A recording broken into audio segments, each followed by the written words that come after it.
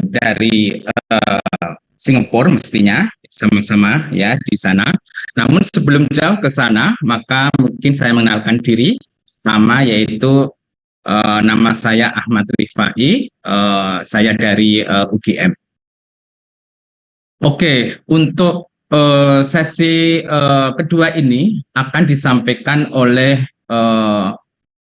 Mr. Dr. Leong, Weng, sipil PhD, beliau sebagai Keller Foundation Southeast Asia dengan topiknya yang akan diangkat yaitu Application of Deep Vibro Technique in Southeast Asia. CV secara ringkas, Dr. Leong ini adalah graduated from the University of Malaya, Malaysia, with the first class honor for Bachelor of Engineering. Kemudian beliau melanjutkan untuk memperoleh PhD dari National University of Singapore, dan pengalaman beliau lebih dari 20 tahun di bidang geotechnical engineering, dan juga beliau sangat aktif di dalam desain dan pelaksanaan ground improvement project khususnya di Southeast Asia, dan fokus untuk di Keller seperti untuk ExxonMobil Refinery Plant dan seterusnya. Kemudian beliau juga member dari GEOS, yaitu Geotechnical Society of Singapore, sejak 2008. Kemudian beliau di 2016 sampai 2017 adalah sebagai presiden dari GEOS. Untuk itu, ini adalah pembicara yang pertama. Kemudian akan dilanjutkan pembicara yang kedua adalah Profesor Jujian. Beliau adalah Profesor di Nanyang Technology University. Beliau akan menyampaikan topik terkait dengan soil improvement for coastal protection and coastal infrastructures. Brief dari CV beliau adalah sebagai profesor di School of Civil and Environmental Engineering, NTU. Kemudian beliau juga sebagai Director dari Center of Urban Solution. Kemudian beliau mendapatkan PhD-nya, tadi sudah disampaikan oleh Prof. Ani, sesama kolega, yaitu di New South Wales tahun 1991. Kemudian juga pengalaman beliau luar biasa, lebih dari 25 tahun sebagai peneliti dan juga sebagai konsultan di bidang geoteknik, khususnya yaitu di riset laboratori maupun in situ testing, termasuk juga ground improvement dan land reclamation. So first I would like to invite Mr. Dr. Leong Weng. Good morning, Dr. Leong. Hi, how are you? Okay, thank you. So you have a time, the maximum time, about 25 minutes for the presentation. Sure. And then after that, continue with the Professor Jujian. So after that, we continue with the discussion. So now time is yours, please. Okay, can we just share the slide if you can see? Okay, yeah, I can see, please. Yeah. Do you see a single slide or two slides? Single slide. Okay, so we can start. So thank you so much, moderator Ahmad. So give me a great pleasure to share some of our experience. There are so many ground improvement experts in today's webinar. So I'll take some bit of time to share more focus on the technique called deep vibro techniques. So how we're going to go about is to first give an overview of the deep vibro technique, and then zoom into two main deep vibro techniques. One is called vibro compaction, the other is stone columns, and some conclusions. So what is deep vibro techniques? It refers to a technique that utilizes the energy, the dynamic energy of vibrators. So you can ever If you are, depending on what soil you're treating, it's known as vibro compaction or vibro stone columns. We go a bit deeper later. So what is depth vibrator? This is actually a depth vibrator, electric. It can be either hydraulic. So within the vibrator itself, there is eccentric weight. When the eccentric weight oscillates around the casing of the vibrators, it will impart a horizontal force. And the horizontal force can be as low as 16 tons, can be as high as 70 tons, depending on the usage. And if you look at the classification of ground improvement techniques by the main four functions: consolidation, chemical, desiccation, and reinforcement, deep vibro techniques appears in, if your vibro compaction, the main function of it is densification. And when you're talking about vibro stone columns, two main functions. One is reinforcement. The other functions is known as consolidation. These are the two main functions when you talk associate with vibro stone columns. And you look at this slide. This slide is the typical slides when we talk about the type of soil that we need to deal with as geotechnical engineer. You have the granular materials, stones and gravel on the right hand side, and then on the left hand side is the clay and silt. So vibro compaction is effective when you're talking about treating soil that is granular material. Okay, and while vibro stone columns, you can treat the whole entire spectrum of the soil type, but it's most cost effective when you're dealing with silt and clay, because if you have granular material, generally you opt for the most effective vibro compaction. So deep vibro techniques has been used around this region, around the world, to solve many of the engineering problem, the geotechnical problem. Example is that taking care, improving the slope stability on the reclaimed land when you're dealing with new slopes or at the embankment. So that's one of the main application. The other main application is they provide bearing capacity for structures on it, and or be it total settlement, be it differential settlement of structures. Okay, and then what you have next is also liquefaction or dynamic resistance. Here are the main some of the applications or functions where deep vibro techniques can play. And like many ground improvement techniques, deep vibro techniques follows international standards. One example is this Eurocode EN 14731 2005. In this particular standard, it talks about execution of special geotechnical works, ground treatment by deep vibrations. Right? So in this standard, it covers the key information that you need to know, the type of ground investigation that you need to do, the material, selection of material, some of the key design consideration, how do you execute the work, and more importantly for clients and for consultants, and then what are the more important QA/QC procedure that you need to adopt when you want to implement these deep vibro techniques. So all these key information can be found in these Eurocode standards. Let's jump into the first technique of deep vibro techniques, which is known as vibro compaction. When you talk about deep vibro techniques, you have to link it back to the densification.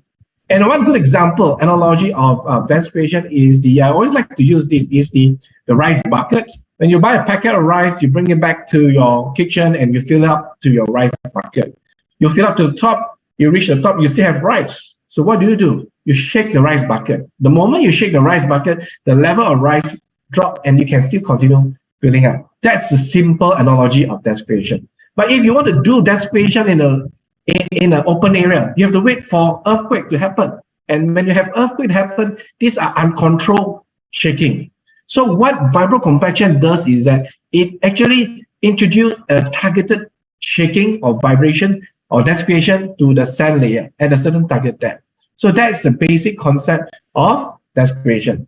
So how in the field, what you do that is that you have these are the vibrators that's used. These vibrators are electric vibrators used in Callum. You have the S340 and S700 here. So as the number implies, S700 refers to 70 tons of centrifugal force being applied to the sand when you're doing the densification. And in the field, this is how you look like.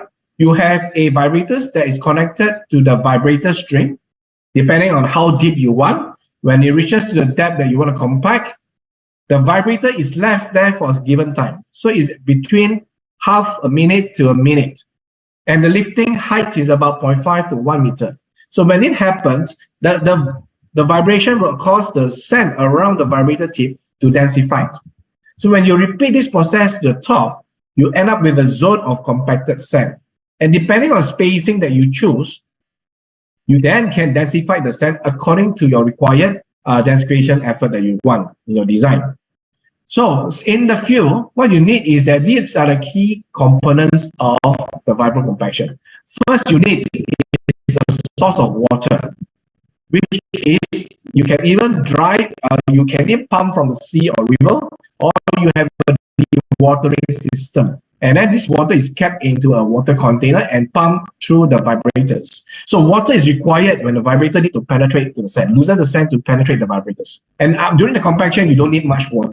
So one of the key features of Vibro compaction is that the ground will be lowered down after densification because the sand particles will rearrange itself into a denser state.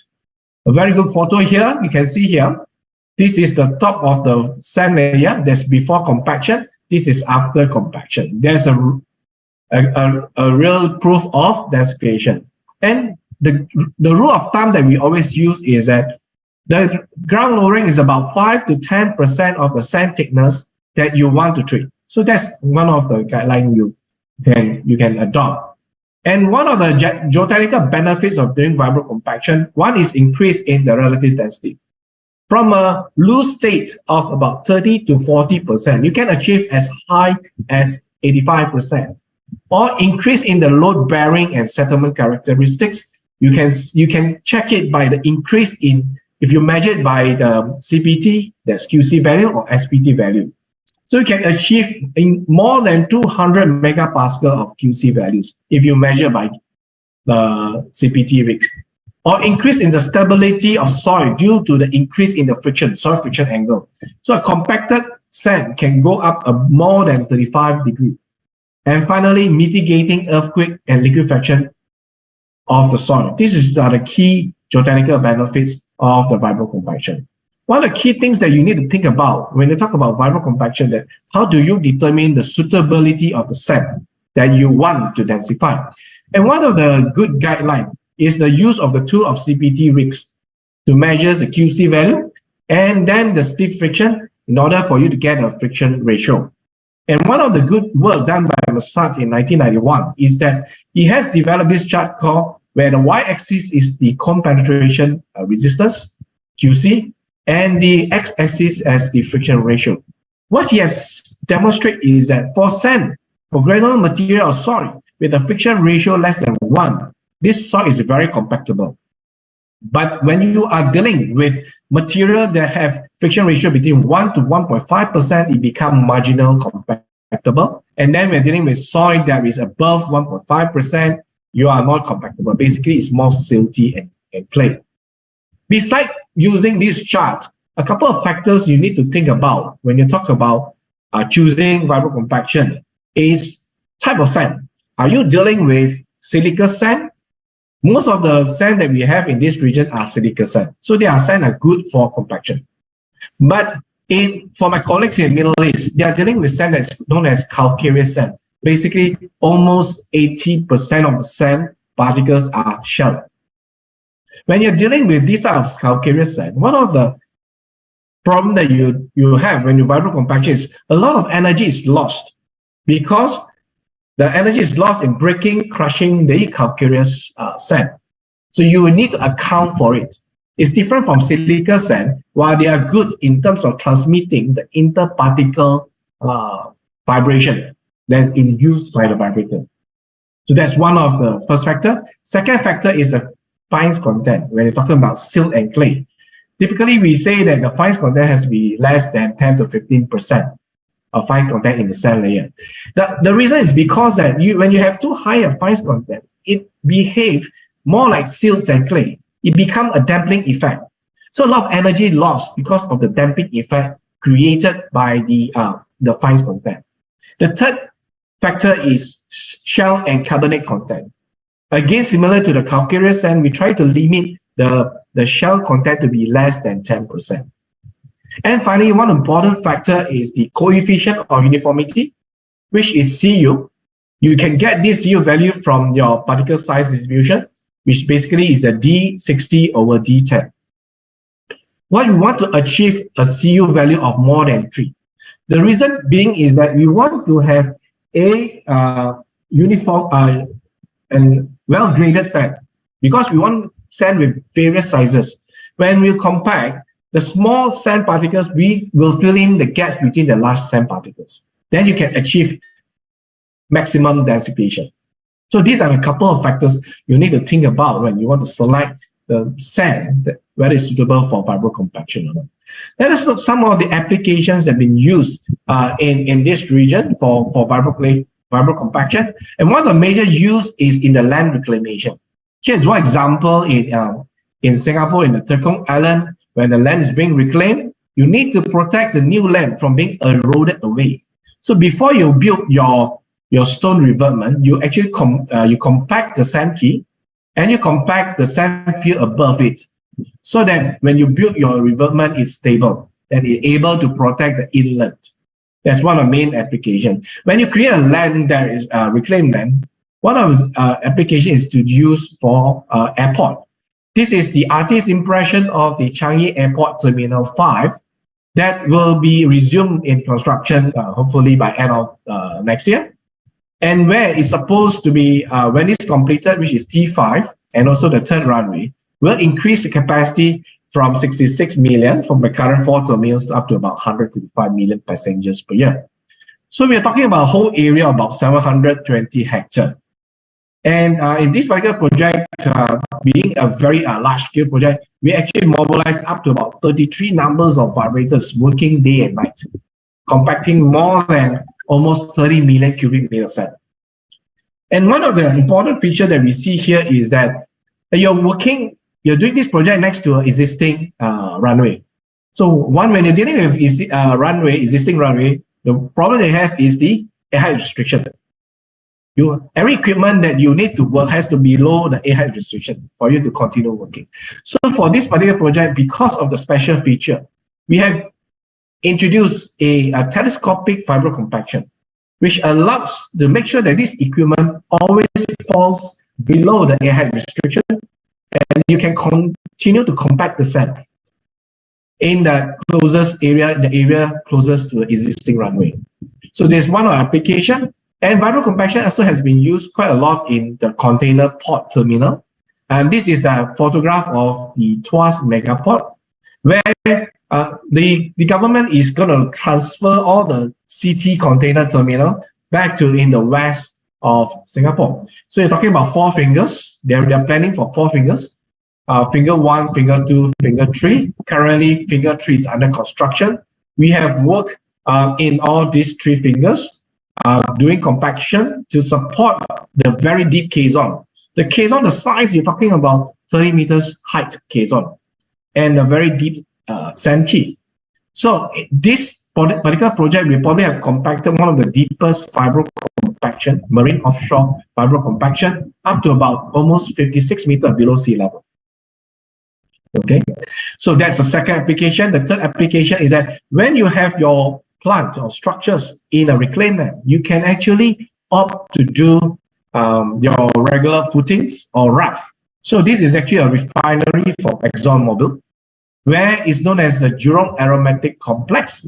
So in this particular project, all the tanks, the 43 numbers of tanks with diameters ranging from 26 to 44 meters, and also other area, almost the ISBL area, where you have 185,000 meters square, pipe racks, barn wall, refinery structures, are sitting on compacted sand. 80% of the refinery structures are converted from piling into a ground improvement, which is vibro compaction. So this is where you can explore possibility of optimization. If these structures are not challenging enough, what about this structure? This is actually a power plant. So this is the phase 1 power plant, which is founded on driven piles. And then when you want to build the phase 2 power plant, and we worked together with the EPC contractor, and we actually converted from piling solution into Vibro compaction solutions, because the soil investigation revealed that there is no soft clay, just sand followed by stiff soil. So what we do is that the entire phase 2 are sitting on compacted sand, and the very heavy structure, which is actually the turbine, are sitting into a very thick raft, a 2-meter raft, while other structures are sitting on footings and mat foundations. So this can be done, and this has been working for the last 15 years. So here are some of the applications of Vibro compaction. And one of the things that always bother us as a consultant, as the user, is that what about the long-term performance? Are we going to expect that after you compact the sand, after some time, the thing will just disappear? It loses its strength. So are you going to use this case study? This is a chemical plant, and you can look out the layout of the plant. There are some structures that define as F. There are some structures that define as P. So the structures that yes. You have just 4-minute time. All right, okay. That's okay. Thank you. So these are structures on we are referring to these particular structures, which is the F6. Okay. So you're talking about a 20-meter high building sitting on a 1-meter raft. Okay. And this is how it looks like. And these structures, we are actually able to measure the long-term settlement for 7 years. You can see during the 7 years, the allowed settlement was 50, the predicted settlement is 46, and the actual measurement was about 32. This is actually a good example of the long-term performance, and this is a completed plant. This is the building F6. And the second part is on the Vibro stone columns. It's used to introduce compacted stones into the soft city soil. And it has two main functions, reinforcement and also consolidation. So what we have, the common method used is the dry bottom fit, using compressed air. So the vibrator will penetrate into the soil with the compressed air and the pull down force of the equipment. Stones are deposited into this stone hopper, and the stone is delivered to the tip of the vibrators. So only way stone can come out is at the end of the tip of the vibrators. And when you do the upward, downward, you compact the stone to the diameter that you want. Okay. So in real life, this is how the equipment looks like. You have the VibroCAD rig that goes up to about 24 meters. Anything deeper, you have to go by using the crane hung method. The deepest that we have done is about 65 meters. So some of the advantages of using Vibro stone columns are working in large strains. They don't behave like brittle columns and not prone to installation or post-construction disturbance. Applications of stone columns are used to support any large spread load structures. For example, railway embankment. This is embankment in Malaysia, where you're using to support almost 1 million linear meter of stone columns is used to treat soft clays up to about 18 meters.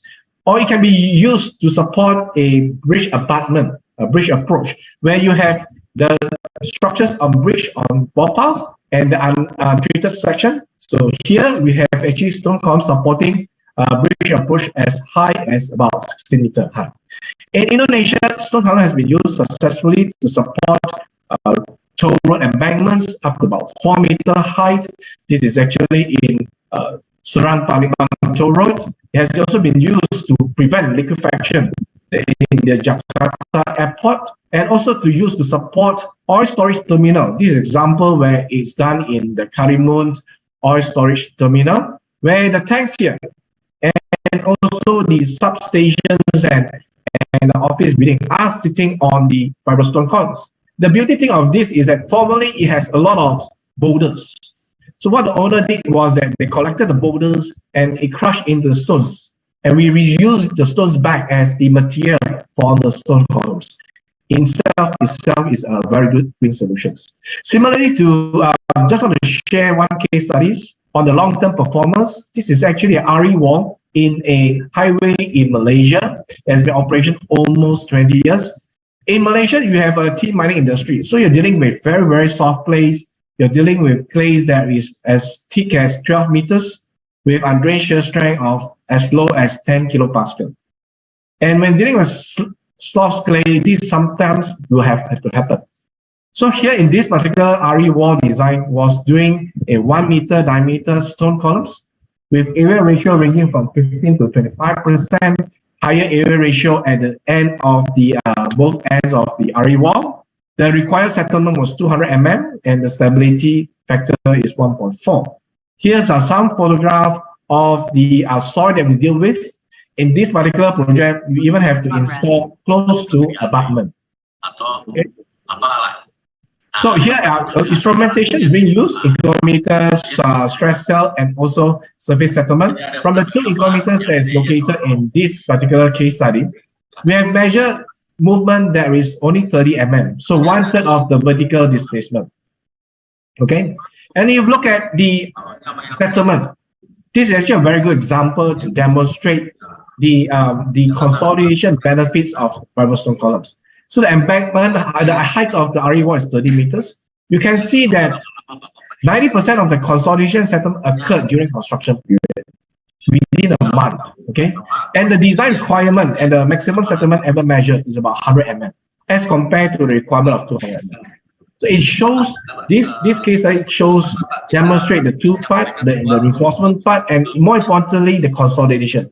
How fast stone column can accelerate the consolidation of the clay. And this is how the RE wall looks like. So in conclusion, I'd like to say that deep vibrotechnics has been used extensively in Southeast Asia for both infrastructures and also industrial developments. And it used to serve to solve many of our difficult geotechnical problems, such as surf stability, barrier capacity, settlement, or liquefaction. But I think deep vibrotechnics is faster, is greener, and more cost-effective. But in order to make sure that we have a successful application of deep vibrotechnics, it is important to have good SI, to understand the soil risks that we need to deal with, proper design, right installation method, proper QA/QC evaluation that can be referred to the international standards. And with that way, you can actually make sure that any application of deep vibrotechnics can be done successfully. With this, thank you so much. Thank you, Dr. Leong. Very interesting. So maybe if you have any question, please write and fill in the Q&A column. Okay. So we continue for the second presentation. We invite Professor Chu Jiang. Good morning, Prof. Chu. Hi, good morning. Okay, how are you? Fine. Okay. So you have a time maximum of 25. So please, Professor Chu Jiang, present your presentation. Time is yours, please. Right, I need to share my document. But however, the sharing platform contains no document here. Yeah. Is there any way for me to share my own screen? Please, bisa dibantu panitia untuk Profesor Jiang untuk share.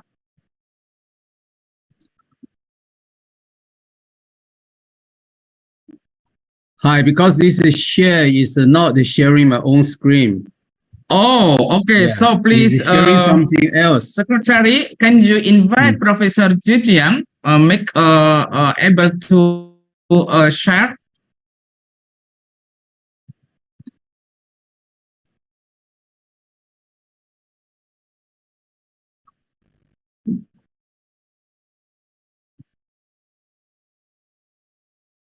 Mbak Farida?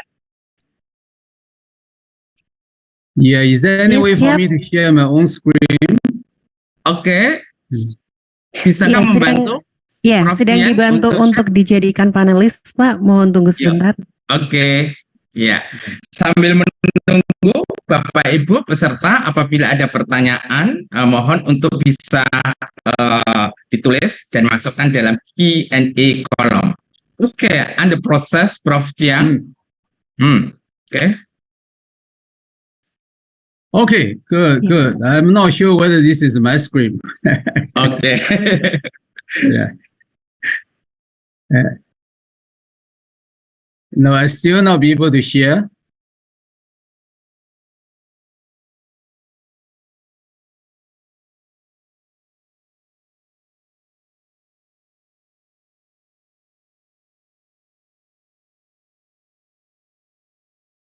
Yeah, can someone allow me to share my own screen?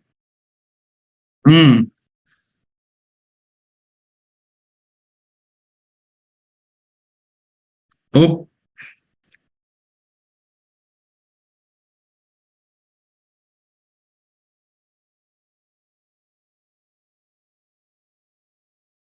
Baik Pak Ahmad Rifai, ini mungkin Prof. Chiang sedikit terkendala untuk share screen-nya. Apakah boleh dibantu oleh tim operator? okay. So, Prof. Chiang, maybe we can help for the share your presentation. It's possible like that? Yeah, but I would prefer to share my own screen. Oh, Okay. okay. Please try again, Mr.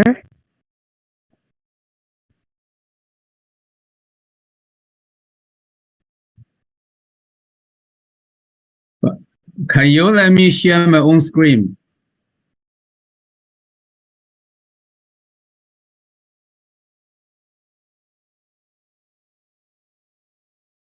Professor Dujan, I think we can share the our own screen. Share Professor. your own screen. Yeah, I want to show my own screen. Is that possible? Yes, you can. Yes, I think possible. You can try. It's possible. Please. Yeah, but they do not give me the size. Oh, Okay. What I can see is the whiteboard. Only whiteboard. Yeah. Oh, sorry. Only whiteboard. I think it's probably at the Zoom, Professor, Yes. not from the. But you know, Pak Kino. sorry, Professor. Ya Pak, berapa Pak? Ya. Pak Dujan itu hanya bisa share whiteboard. Mungkin di Dengan Zoom-nya atau di whiteboard mana? tidak bisa Sekarang ada Ini Mbak Aulia ya, sebentar. Sujian ya, sebentar. ya Pak Dujan. Mbak Aulia? Hah? Kalau enggak itu dikasih jadi co-host, jadikan co-host. Udah. What?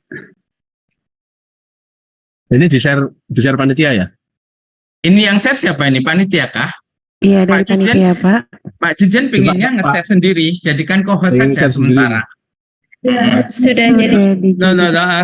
Okay, I think I just use this to do my presentation. Yeah. All right. Yeah. Thank you very much for the invitation. I'm very pleased to have this opportunity to see many old friends, and also thank you for the moderator for the kind introduction. My presentation today is on soil improvement for coastal protection and the coastal infrastructure. And next slide, please. Oh, yeah. Well, we all know the climate change and sea level rise will affect every one of us in Southeast Asia. By 2000, over 1 billion people will live in the low-lying coastal zones and subject to flooding, and 70% are from Southeast Asia. And if you look at the picture above, so 1/3 of Singapore and will be inundated by 2000.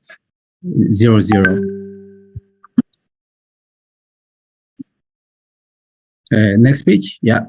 In addition to inundation, we have extreme weather. So, for example, flooding is getting, or urban flooding is getting more and more frequent. In addition to this, for Singapore, we also have problems with the clean water, with the space, and with